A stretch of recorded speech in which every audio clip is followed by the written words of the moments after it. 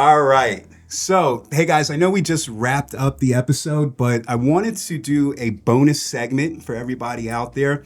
In the episode with Flawless, there was one name that we heard constantly repeated, and that's my buddy Wes Bright over here. So I figured, you know what? Since we're fortunate enough to have him in studio, let's take a quick second and take advantage of him being here, pick his brain a little bit and learn a little bit more about Flawless and just the business side of things from a male's perspective. So Wes, thanks for joining me. Thanks for having me, my friend. Of course, man. Sure. Of course. So before we get too deep into it, man, I gotta let you guys know I fucking love this guy right here, man. This dude is as solid as they come. Salt of the earth in my book for sure. So Wes, let's start out the same way I like to do with everybody. Give us a little bit of your background, your origin, and ultimately, how did you get to where you are right now? I mean, how much time do we have? It's a great story. We'll do the Cliff Notes. Former athlete, been around the team environment my entire life. Father was a coach. Got into business, sales. It was a natural fit. Someone likes to run their mouth and talk, and entertain. I know somebody like that. Yeah, you get it. Yeah. But was very, from a sports standpoint, exercise science, loved the, intrigued with the human body, the way it moved, the way it reacted and things like that. But really wasn't intrigued by the clinical side of things. As life advanced and things come about, saw the need for a business mind in the healthcare community, dealing with practitioners and clinicians. They learn the education from the clinical standpoint, the ins and outs, brilliant in that, but they're never taught how to run a business. And no matter how good of a clinician you are, can't keep the lights on, your patients aren't going to know how good you are, and you're not going to be able to help the community if you can't pay the bills and be able to keep things moving. So that's kind of what led us here. Had a background in dental, and dental has a lot of similarities and went through some of the similar life cycles aesthetics is experiencing. I'm learning that. And you'll see a lot of great minds have migrated from the dental industry over into aesthetics, and I think it's a great thing. We've even had the pleasure, we've met a couple of dentists that have migrated and enjoyed this aspect. Shout out to my boy John, Dolly Vita Aesthetics. Get well, my man. Yeah. I think, from that standpoint, who knows from the neck up better than a dentist. And so, again, being in that field, working with clinicians, and not just clinicians, small business owners. Because, again, this is what this is about. This is a way to not only help patients, but to enjoy a lifestyle, as these ladies were saying, to drive a nice car and to provide for their families in a manner that also makes people feel better.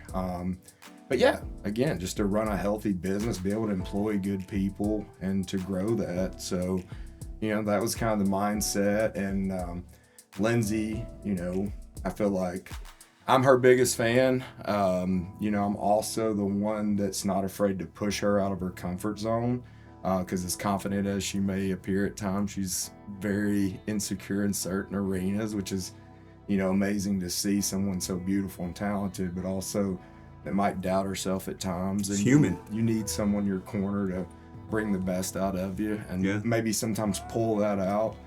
And so that was the mindset here, is just, she started injecting a couple of dental offices with some people we knew and doing courses and things like that, and it continued to grow and expand. And then she went to work in plastics and things like that. But the mindset, I could see, like, she really enjoyed it. Like, it wasn't so much of, this is a job. Like, it was a passion. Like, she was so intrigued by everything. Just soaked it up like a sponge. And it was nice to see that, what's the saying? If you enjoy what you do, you're not really working, and that's what I had seen. And I'd seen her come home from the hospital, come home from the OR beat up day to day and just mentally exhausted, physically exhausted. And that wasn't the case in this realm. Came home like more energized, more rejuvenated. And so, we started talking and asking questions, because the salesman in my aspect, a good salesman asks good questions. And so I would ask questions, and I don't think she realized at the time what some of those questions were leading up to. And, I feel like our vision, and, as a man that grew up with women, I have 3 sisters, no brothers. And so being able to understand how women think and feel sometimes has been a success in my life. Obviously, landed me a beautiful woman in that sense. But, I looked at it, if aesthetics and maybe a little bit of vanity is what it takes for a woman to become healthy, complete.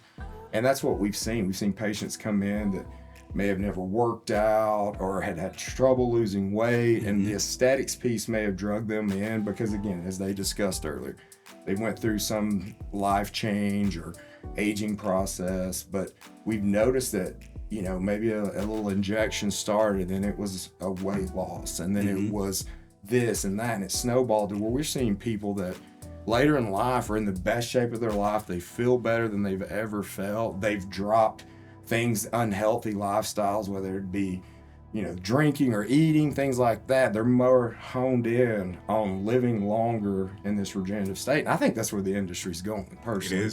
It is. If there's anything that I've learned in the last 8 to 12 months, it's that shift in the balance of aesthetics and wellness, right? You can't do just one. You need to have a balance of both. They definitely go hand in hand. Now, I want to backtrack a little bit, Wes, because you brought up a really good point. And this is actually why I wanted to sit down and chat with you. You made a comment a second ago when you mentioned you were Lindsay's biggest fan. So that's a comment that gets thrown out a lot, but I don't know if people really understand. Again, you and I, we're living a very similar life, right? I don't know if people really understand what that means and how beneficial it is to be that support system. So I want to ask you this, because I hear it all of the time. And when people say it to me, I'm like, yeah, all right, whatever. People are like, oh, she's so lucky to have you. She's so lucky to have a support system. They are definitely lucky to have us. Yeah. we need to make sure that's on camera. Well, yeah, for sure, right? Well, like I say, when I hear it, I'm just like, yeah, all right, whatever. But, watching your dynamic with Lindsay and just seeing the role that you play behind the scenes at Flawless, I was there with you yesterday. And the girls were in the back doing what they do, training, injecting, and so on. And a client had come in. It was just like me and you. We were just walking by, and you turned it on, right? Took care of her. And you didn't check her in. You didn't touch the computer, but she was okay just by speaking with you. And she was more than comfortable waiting for somebody to come from the back and take care of her.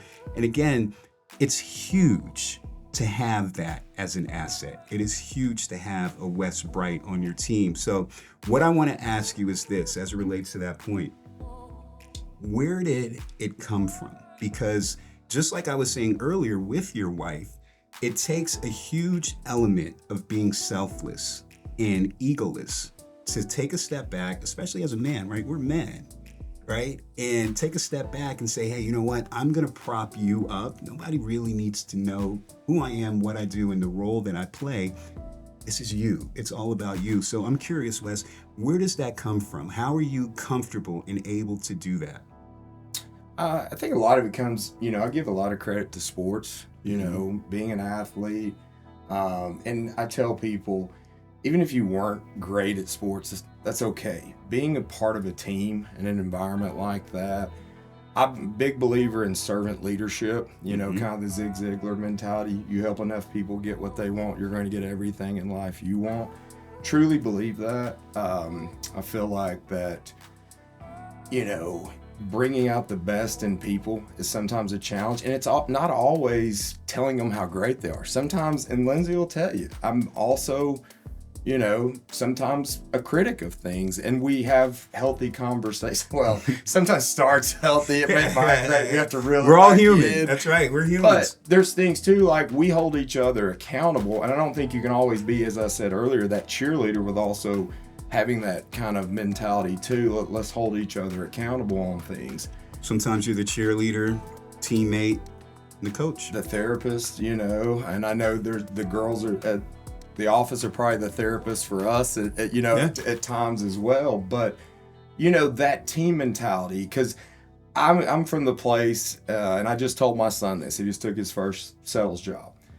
Sometimes it's the term family gets thrown around a lot. It's like, oh, we're a family, and stuff. I understand that concept, but family's different.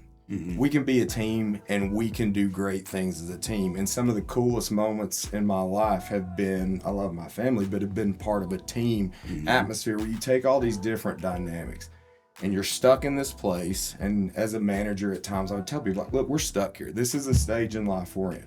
We're here, we're working. We have to get a paycheck. We have to feed our families. But we can do great things while we're here. And we can leave this and go on to do greater things or other things. But this is where we're at this stage in our life. Mm-hmm. And so I think, like, getting back to what you were saying, and that cheerleader mentality, that support system, it's evident. I mean, and I think it's a must in this world with all the changing in the dynamics. I mean, there's different places popping up every day. How do you separate yourself? How do you continue to grow and develop? It's hard. And so we bounce out. I mean, lie in bed, talking and bouncing things off each other. And especially, you mentioned, like, on the men's side of things, I think it's great to have people like us, talking with these ladies about a man's perspective. There's little dynamics like that. But yeah, it's, again, just to go back, love the team concept. I was a point guard. I didn't need the glory. So I want to dish the ball. I want to pass the ball. I want to see my guy. When you got MJ, you get MJ the ball. And let him do his thing. So, I'm fine with that. And, we discussed this yesterday. What do you love to win or do you hate to lose? I hate to lose. Winning should be the standard. We shouldn't be playing if we're not playing to win. Exactly. So I think that's the mentality. Whatever we can support, and you met the staff. They're phenomenal. We have a great staff. I love to support them in a different manner. I mean, Lindsay has her role in that, but I think we have the opportunity with our staff and their family that I had a dynamic that makes them feel comfortable to come talk to us. I mean, we've made every mistake in life, and I tell, like, Kyla, they're young. They got beat up about being young and the baby and stuff, but her and Tanner have been great to kind of mentor them, almost like, hey, here's where we screwed this up. You're younger than us. Do this because we wish we had done this. Yeah. And things like that. So that's a sign of growth and maturity. Because I do this a lot, right? You get to a certain age and a certain point in life where you start reflecting. You start looking at your journey and all the things that you've learned. And when you reflect enough and you have enough conversations with yourself, at some point you want to start sharing that with people, and it's not with everybody. It's with the right people that you feel like, A, will actually fucking listen, and B, they'll actually see the value and benefit from you sharing. So that makes sense what you're saying, and I definitely see the role that you play in the business doing that. Shifting speeds a little bit here, Wes. So we also talked about with the girls, men getting into aesthetics and their experience with the needle and so on. So I'm curious, and I want to ask you, what has your experience been? Like, we heard Lindsay explain, how she got you into the chair, but I'm curious your side of it. How did you decide to be comfortable getting poked a couple of times, and how has that evolved? Where are you at with it now?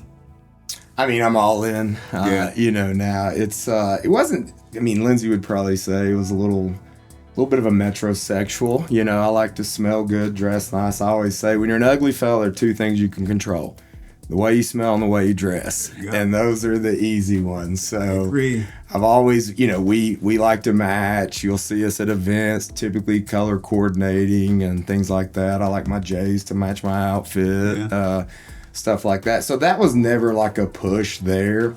But the injectables hadn't really fooled with much injectable. Love, colognes, lotions, things like that. It's just kind of that next phase. I'll be honest, to me, it was probably a little bit of stubbornness, like giving up the ghost that I was aging, in my mind. And she'll tell you, I'll get in this big way of talking. I'm like, a couple years ago, and she was like, Wes, it's been 20 years, like that's been a lot longer than a couple. I'm like, geez, I'm getting old.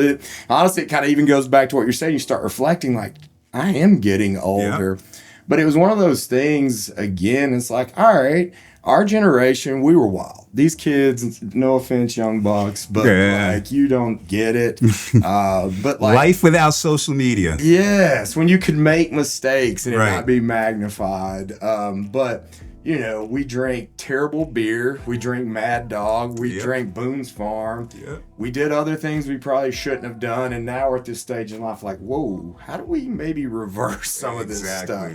And again, for me, like, I'm so intrigued with the regenerative state of things. Like, you know, Lindsay will attest, like, I'm not the guy, I've had 2 back surgeries. Didn't want to take meds, stubborn, you know, don't want to take anything. Now she'll say I whine and cry like a big baby that I'm dying of something. But the same way. You know, so like looking at utilizing our bodies to help heal and utilizing things to help us heal, that's where it's intriguing to me. You know, the tox part, you know, you get in the aesthetics world, you kind of have, as you said, your wife said, you kind of have to look the part. So that was fun. And then the skincare, it just feels good. Like, it ain't even about the look of it. Like, man, my face feels so good. You know, and so that's the thing.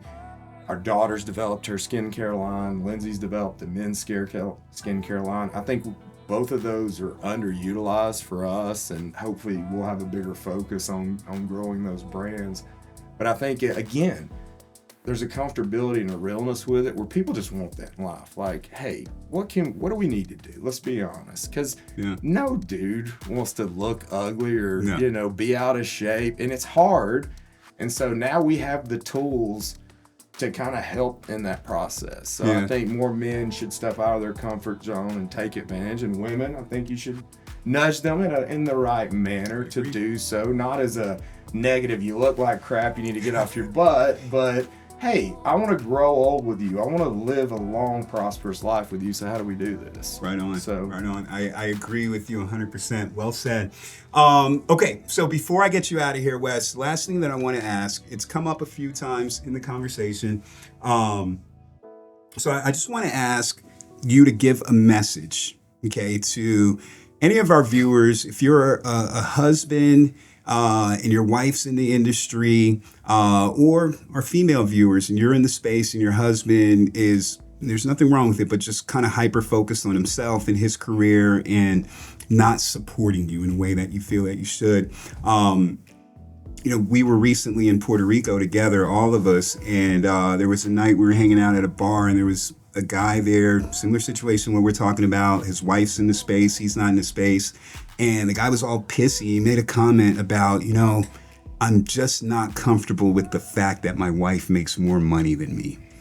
And, you know, I think that's the exact opposite of what you and I were saying as far as being egoless. That's huge male ego. So what's your message to, again, guys like that, to get them to be more supportive of their wives and help build a family dream, and even a message to the wives of how they should speak up and tell the husband, like, hey, I need more support from you, and it doesn't take away from your identity as a man. Yeah, well, first I'm going to tell our wives, we need you to continue to grow and develop, because we need to just be hanging out, like, doing these things. That's true. We are way too good looking to be working this hard. Thanks to you. Thanks to the two of you. Yeah. No, we're walking billboards at this point, right? That's right. But no, I think from a male standpoint, that's the silliest thing I've ever heard. Again, I have 3 sisters. You know, I didn't have a brother to grow up with. I was always around sports because of my dad and stuff. But yeah, I mean, that's just crazy. You enter into the bond of marriage like you're a team, as it says. I think support, it should be no matter what you guys are doing or what you're involved in. Financial should not even be the issue in that sense. You should celebrate each other's victory, but communicate. And, you know, I think, and Lindsay and I have struggled with this. You know, as you said earlier, looking back now, my goal is, like, through our marriage, we'll be married 14 years this December. And congrats. Would love to say it's been just a rose garden of love and passion. It's not always been. Yeah, anybody that's been married more than 6 months knows that that's it's tough. Marriage is tough, especially nowadays. You have so many things thrown at you again. You know, I have to pick on social media, but so many things, so many standards to try to keep up with. But communicating goals, I think that's the one thing, and where me and Lindsay have had, issues and struggle. But one thing we've always communicated is our goals. Like, what do we want out of life? Where do we want to be? And, having those conversations as far as even like, what kind of car do you want? Because I love asking those questions. Like, what is it you want to do? What is it you want to see? What is it you want to be? And being able to talk through those things and figure out a way to do it. And guys, if that's scary or, we're prideful creatures, and pride is one of the toughest things to overcome and work through. I've been there personally. But how do you team up and make this successful? If you're not happy in the job you're doing, maybe you look at like you've evolved in your career. I mean, you look back, did you think this is what you would be doing when you packed up the family and moved to Cali to go work for Google? That now you're sitting here with some knuckleheads from Chattanooga. Chilling. Yeah. Exactly. So be willing to evolve, but the support, like if you're in this position and you're married or your significant other, that support, you have to have that, or not only your business is not going to work, your marriage is not going to work. And so that's the bigger picture, is like we want to foster, that family mentality. And I think that's the one thing I will, if I could, brag on ourselves about. We've had numerous comments from other couples and stuff in this world, because this is a very challenging environment, especially for, you've got a guy and his wife's an injector, and people are, oohing and on, and this is a very physical presence industry. It can be challenging at times, but we've noticed the more we pour into people, like, God, thank you, just for the realness and like supporting and protecting, the marriage and that relationship. Yeah. So I think when everyone's swimming this way, we want to swim the other way to make people feel comfortable, because that's where success is going to come. Let's be honest. You go through a nasty divorce over something silly, the money's getting split, it's a mess, the business, as you know, they say at times it's cheaper to keep her. So, but no, that may or may not be true, right? Yeah, but no, I think that there is the ability to do more with the synergy of a couple. It's always going to be there, right, and it's great, that the significant other may be doing something else to work together. There's so many facets to do it. So good stuff, man. Yeah. Hell of a message. So before I get you out of here, Wes, I appreciate you just jumping on camera very briefly. It was important to me to have you on here. I want to give you your flowers directly to your face. I've learned a shit ton from you seems like a brief time, but we've actually known you guys, 2 years now? So in the time that we've known the both of you, I definitely have learned a lot from the business side, the relationship side, just, looking at how you move and shake and how you operate. I appreciate it.